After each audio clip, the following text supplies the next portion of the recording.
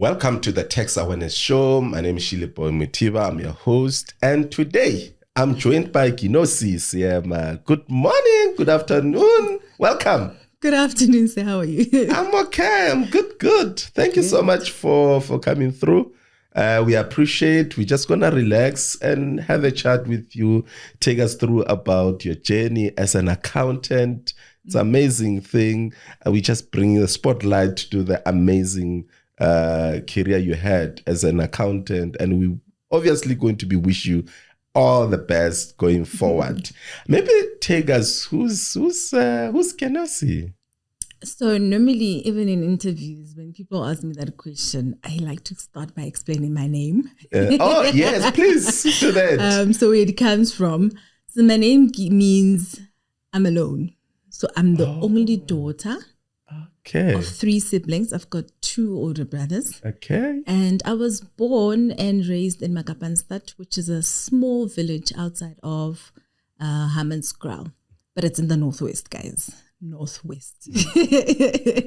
Yeah, so I grew up there. I think for most of my life, I spent it there. And at some point, my mother, after the passing of my father, my mom decided, let me just improve her life a bit. So she removed me from public schools into private schools. So in turn, I had the opportunity to go to your multiracial schools.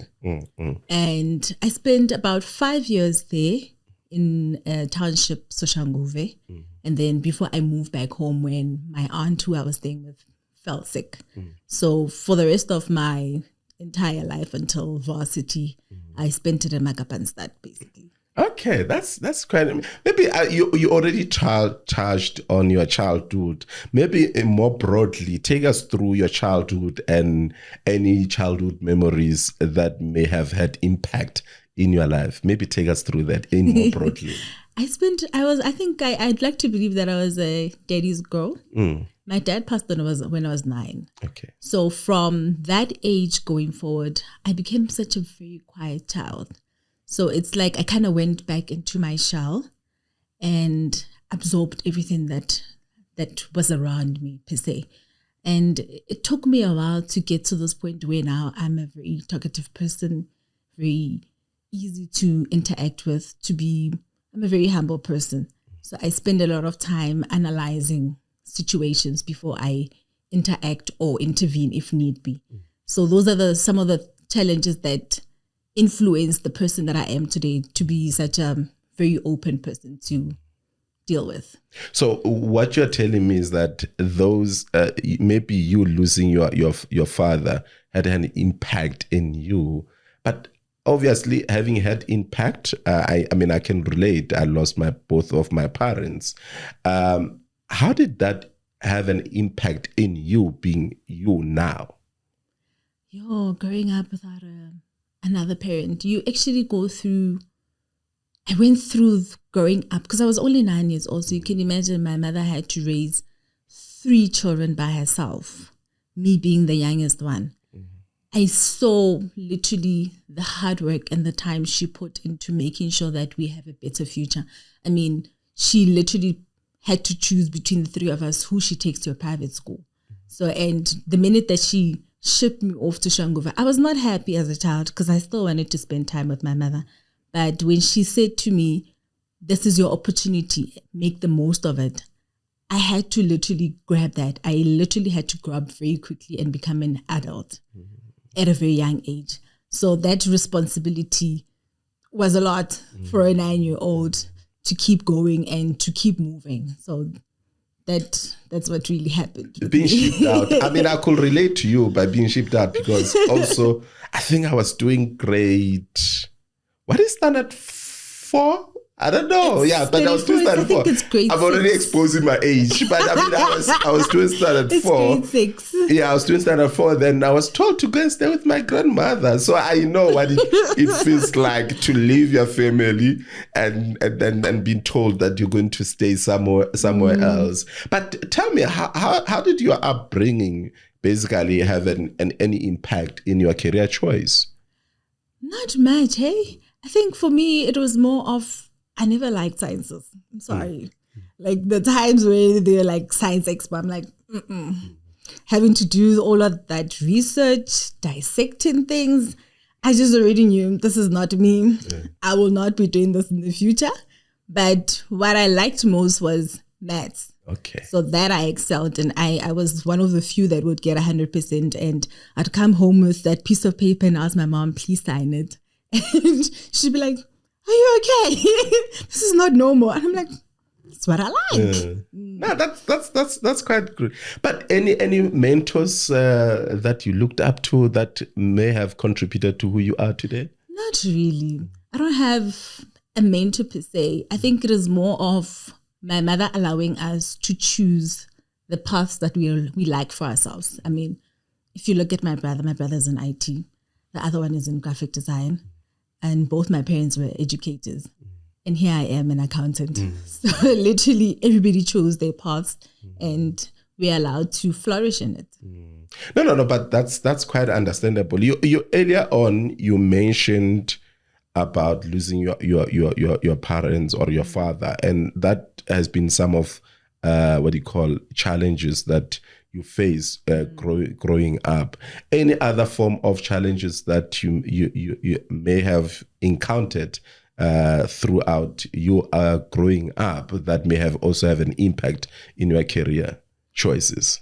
Not really. No. Okay, so it sounds like you had all smooth smooth ride, other than losing your mom was in charge of everything. My mother was there for everything. No, every single tier. Yeah. No, but that's good. Maybe speaking of career choices, what inspired you to actually go into accounting profession? You know what? I think a lot of people think accounting is just the small portion of, finances. There's a lot that you can actually do in finances. So I think for me, I took my time to explore, to understand the different fields and what is it exactly that I would like, which is why if you look at the places that I've worked at, they exposed a lot of me testing. It was a lot of trial and error to see what is it that I like. Do I enjoy this? If I don't enjoy it, I move on. I mean, I'm still young. Correct. You speak of accounting being more broader. What has been some of other areas of accounting that we've been exposed to that someone else who might be looking at pursuing accounting, for that matter, may want to look into? What has been those areas of accounting? I think most of us have boiled down accounting into auditing because everybody wants to become a CA. In order for you to become a CA, most firms offer auditing articles. Correct. I tried that and I didn't enjoy that. So, and for me, because I started elsewhere, I started with a bit of bookkeeping, accounting, junior accountancy. I was exposed to treasury. Going into auditing for that full 11 months, I was not happy. So I shipped myself back into the environment of being challenged. Accounting is very challenging.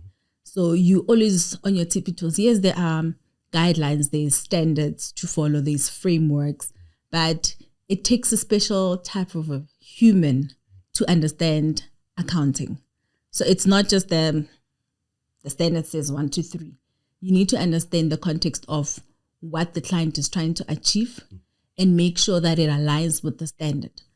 We're not saying dodge the standard, we're saying apply it, make it make sense, so that when you do apply it, and for the next person, even a third party, when they look at those financial statements, they can actually see that there's a bit of work that went into those. We're not saying be creative, but be creative. Maybe having traveled or having worked in various sides of types of accounting, what has been your experiences throughout at the in your early days in your career? What has been your experiences? Yeah, I've really, really exposed myself, guys. I took the time, and this exposure, it was from one individual that said to me, explore while you're still young. It was a very old man. And when he said that, I could see the sadness in his face. So I've exposed myself, not just auditing. I've went and done treasury. at some point in my life, I've kind of also went into a bit of HR because there are some HR aspects that sort of align a bit with accounting. So you're a bit of your payroll, understanding the human nature, treasury functions, done a lot of those, having to sit in meetings with the banker to discuss a leeway forward for the company and how to make it grow. I've done a bit of financial controlling duties where, you manage cash flow, you give leeway on how to bring back specific items like your debtors. How do you motivate your debtors to pay you back a bit earlier? Motivate them with a bit of, discounts. Speaking of that, some of our audiences here are actual SMMEs. I want you to share with us your experiences. Maybe let's unpack debtors. What were your secrets or what were your magic maneuverings in ensuring that there's a collections of cash from the debtors? Maybe share with us that. You know what? The biggest issue that SMMEs are facing currently is that they are operating, but they do not have policies that are in place. So you are operating, you're running, but you don't have strict measures on how you're going to collect cash, the type of clients that you take on as well. You don't do a bit of research and take your time before you sign that contract on the dotted line. Had you done a bit of research to find out what type of a person am I dealing with or what type of a company am I dealing with, then you are literally just walking around trying to collect clients, which at the end of the day would not turn that business, that piece of paper that you signed on, into actual money in the bank. So those are the biggest challenges that SMEs face. They don't take the time to sign a client to do research and to have their own internal policies that will ensure that money by the end of the month is in the bank.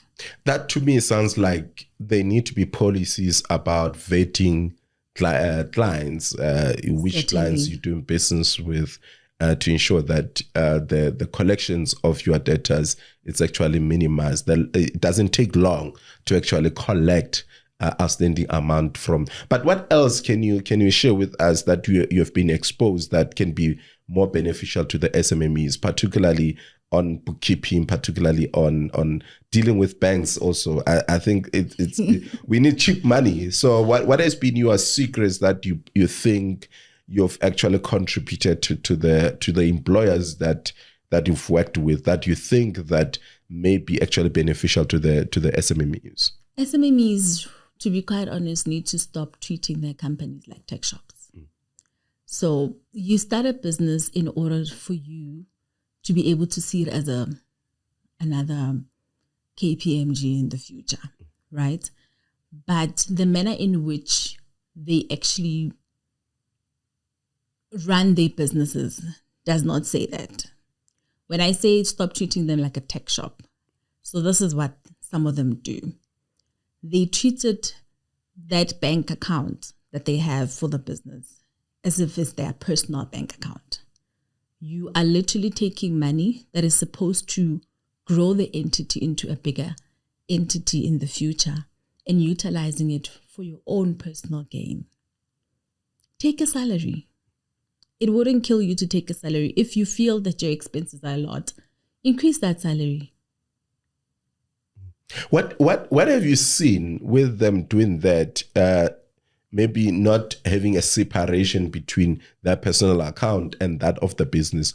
What has been some of the tax problems that you've encountered with these SMMEs actually by doing that? So most of them have run into trying to register themselves for VAT, right? VAT on its own is a lot of tax administration. So you require specific tax invoices. They need to be ticked off. When you are taking money from the actual bank account and using it for your personal gains to buy meals, entertainment, it's denied input. There's nothing to claim there. Instead of finding suppliers that actually are VAT vendors, they would go and find a cheaper way because it's cheaper. But you can't claim any input on that. So in turn, you end up paying more VAT. And as well, you can't claim on your personal stuff. Entertainment, there's nothing to claim from there. So you in actual fact, your sales, you're losing more money instead of balancing it out with making sure that you've got suppliers that are VAT vendors. So those are the challenges that they fail to understand and to actually see. Another big one that they love to do is buying vehicles. And the type of vehicle they buy, you sit there, you're like, are you saying I must claim VAT on that? They get angry sometimes because you're trying to show them this is what the standard says. This is the only type of vehicle that we can claim VAT on. And these are the specifications. They get angry. We need to let go of that type of mentality of treating our businesses as a tech shop, and also try to educate ourselves a bit more. If you hired an accountant to do a specific job, allow that accountant to do the job that you hired them to do, instead of having to try to motivate and to overpower them and to make them feel that this is my company. Yes, this is your company, but I'm here to help you. Correct. You're speaking about you having put your foot down, because from what I'm hearing is that, hey, being an employer or an SME owner having to face Kenosi can be very, very, very hard. But if you're to listen to her, you're most likely going to do the right thing and you improve your governance. And as a result, you'll be compliant with relevant tax legislation. Speaking of assisting your employers to comply, to me, that's another key milestones in your career. Do you want to share with us some of your key milestones in your career? You know what? I think what I've done as Kenosi, I've never allowed myself to, or boxed myself into accountancy, because in order for us to become the best at what we do, you need to interact with the people around you. So I took my time to walk the floor. So if it means I'm going to spend a bit of time with HR to find out what is it that they do. That average woman that's sitting downstairs that's doing administration, how does it affect my job? So understanding all of those, it makes your job quite easy. So even if you they dump an invoice on your desk, you have an understanding where it comes from and how you actually treat it. So those are the key milestones. Allow yourself to explore, allow yourself to be exposed, allow yourself to be used. I know we don't like to be used, but allow yourself to be active full. Okay, that's interesting. I mean, that is pretty much relevant to that child who's about to enter work environment to say, listen, especially if you are aiming to be head of tax, or you're aiming to be CFO, try to start from the ground and understand all the value chain of everything that has, at the end of the day, has going to have an impact in your you doing the job, so that when all these transactions comes on your table, you'll be able to assist you'll be able to assist your client. Maybe take us through your current role. How would you describe your current role, and why is your current role so important? Doing bookkeeping in my junior years, when I started, it was more related to a specific field, right? So they would allocate to me, you handle this portion of the work. But as you grow older, you realize that yes, you were doing that work, but you did half the time you didn't understand why you were doing it.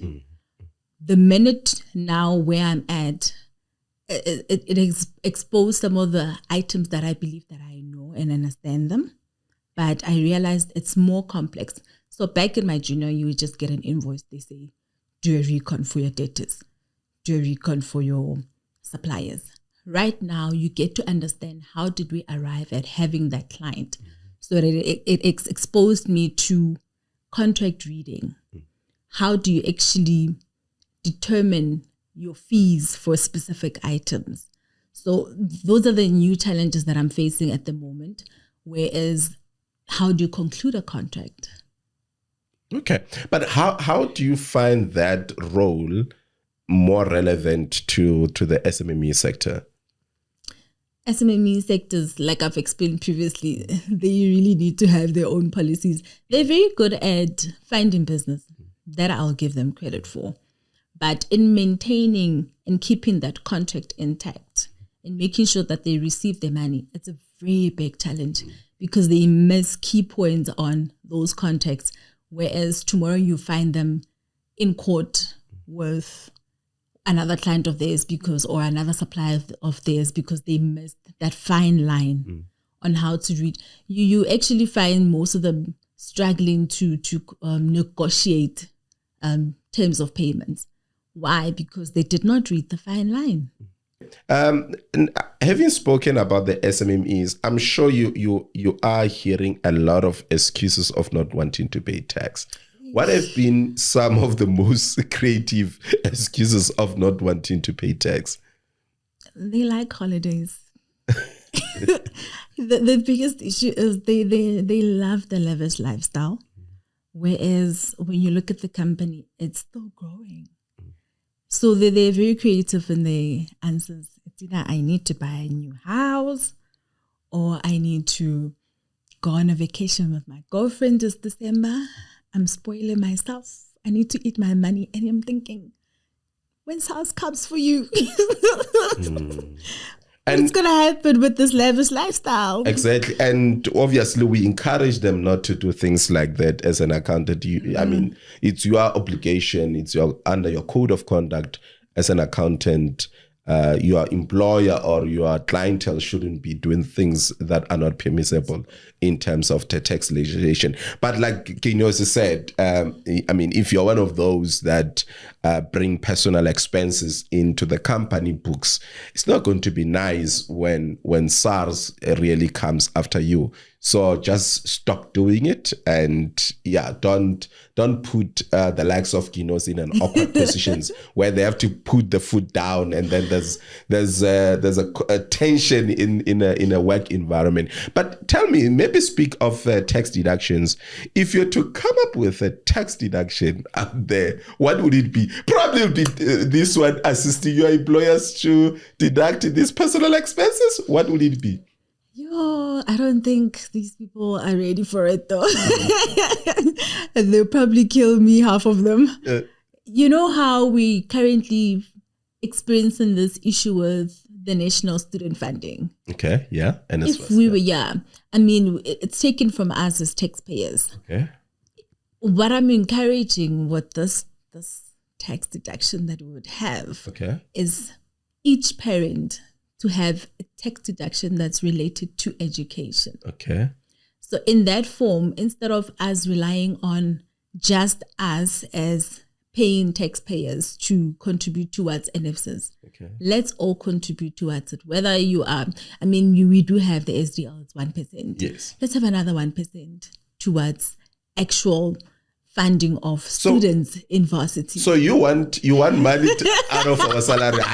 You see, Kenosi want us. I mean, they're gonna kill me for it. I can't say. What else are we gonna do? Okay. Kenosi wants to take money out of Let's educate our salaries. ourselves. I don't think people are going to be happy with you on that. Maybe let's talk about the busy tax season. It can be very, very busy. If you had to have a superpowers, what would it be to help you to go through? Super speed. Super speed. I mean, I think sometimes even the employer gets very impatient, especially when SARS keeps calling them and says, when are you going to settle this bill? And I'm just like, I'm not done yet. I mean, we can't just keep paying SARS over money because SARS says, pay me my money. You need to make sure that it makes sense. Does it align with the tax legislature? Correct. And if you have to dispute. I've had multiple cases where a client, SARS has denied them their refund. Lodge a dispute. Then we got their money back. So take your time. That super speed could come in handy sometimes. Okay, maybe take us through if you were to speak to your younger self, what advice would you give yourself when it comes to your career? I think I would say be kind to myself. Because I think having bottled myself after the passing of my father, with realizing that my mom is a bit exposed, I became very harsh with myself. Okay. I could not allow myself to fail. I don't think even my mother knows some of these things. So I was very hard with myself and I pushed myself a lot. Maybe I could have been slightly a bit much more lenient with myself and allowed myself to explore like me, be happy with me. Yeah. And how did you overcome that? My boy, actually. This little human that I gave birth to has made me very open, very understanding. It's not that I'm saying that it was not there. It has always been there, but I was very tough on myself to a point where I never allowed myself to have fun. So if you were to talk about one of those few people that never went through adolescence, I'm probably one of them. And I think also had to do with maybe not wanting to disappoint your mother. Certainly, I never wanted to waste her money. I mean, she's the only parent I'm left with. I don't want to give her any more stress. Yeah. That's quite. Maybe let's go back to the career or accounting profession. What has been some of misconception around the career that you heard? Apparently, Rabora. Rabora, and we're too serious. And trust me, we are not. And speaking of Rabora, I'm gonna put Kenosi on a spotlight. I want Kenosi to actually show that we're actually not boring, No, as we're accountants. not boring. No, we are not. So Kenosi is going to sing for us and just to show you that actually that misconception, it is indeed misconception. In actual fact, before I sing, right? Yeah. Most accountants, you'll find them in the kitchen. Are you serious? Chefs. That's interesting. I have quite a few friends that were auditing. Jiggy Mutu is that. Wow. What? You're doing what? That's quite interesting. We must visit some of these and interview them at the kitchens. They don't miss accounting though. No, they don't miss. They're done with it. Oh, wow. Yeah. Okay. Maybe what do you want to sing for us? I spend a lot of time in the church, so. Oh, wow. Okay. So today we're being blessed. Okay. Let's go. Go ahead, please. The floor is yours. Let me think. Which song am I going for? You're more than welcome. As long as we are blessed in this beautiful, gloomy day in Johannesburg. Okay. Don't judge. No judging. Moti moa boi ganyo rei ganya mohuena uhogile bura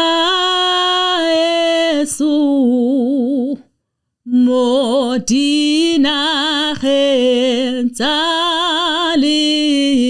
linyora. Oh, wow. Okay, maybe take us through what inspired this song. It's currently one of my absolute favorite songs. Okay. So when I'm in my zone at church, that's one of the few songs, if you want to activate me, let's sing that song. But obviously at church we sing it at a more fast pace. There's a bit of drum, you know. What dance? My enjoyment. Oh, wow. Okay. One of these days we'll be invited to Kenosi's church. Maybe tell us, if you're not an accountant, what would you be? I'll probably be baking somewhere. Oh, full of flour. I told you. Oh, wow. Now, maybe speaking of history, if you were to have a dinner with any historical figure, who would it be? Probably Nelson Mandela. Why? He must come back and tell us some of these pieces that I feel that are missing in our history. I mean, if they are saying that they fought for this freedom, but we are feeling very oppressed by the current government. I know he did say that we if this current government, does to us what the Barrett government did to us, we must dethrone them. It's a very hard one, to be quite honest, especially with the democracy of voting the way that we vote. It's very hard.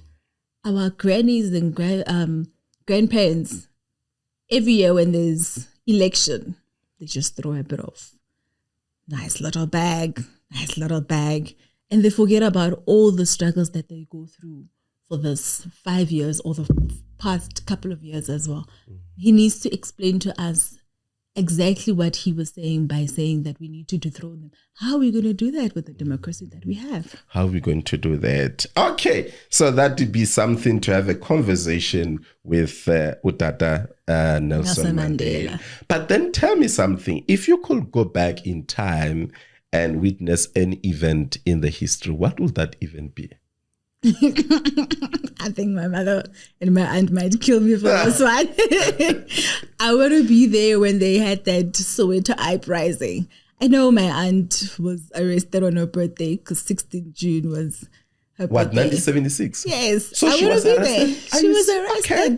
She was one of the few that were arrested but released back into, the community because there was nothing. But I would like to experience what it feels like to be chased.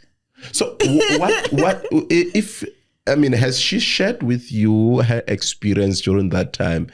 And what did she say to you? Not much.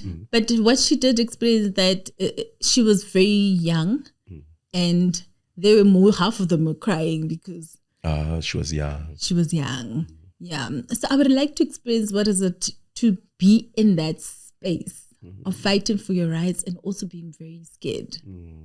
But how has that had an impact in her life, and what's her view? I know this is not a political podcast, but in closing, maybe what's her view with the current political climate, and how has that arrest or the uprising had an impact in her life?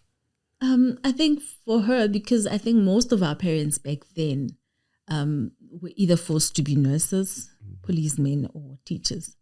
And most of them fell into teaching. So what she speaks of is how grateful we should be that we actually have the opportunity to learn in our mother tongue.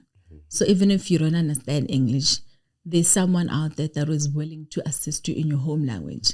Whereas back then, it's either you brought Afrikaans or ship out.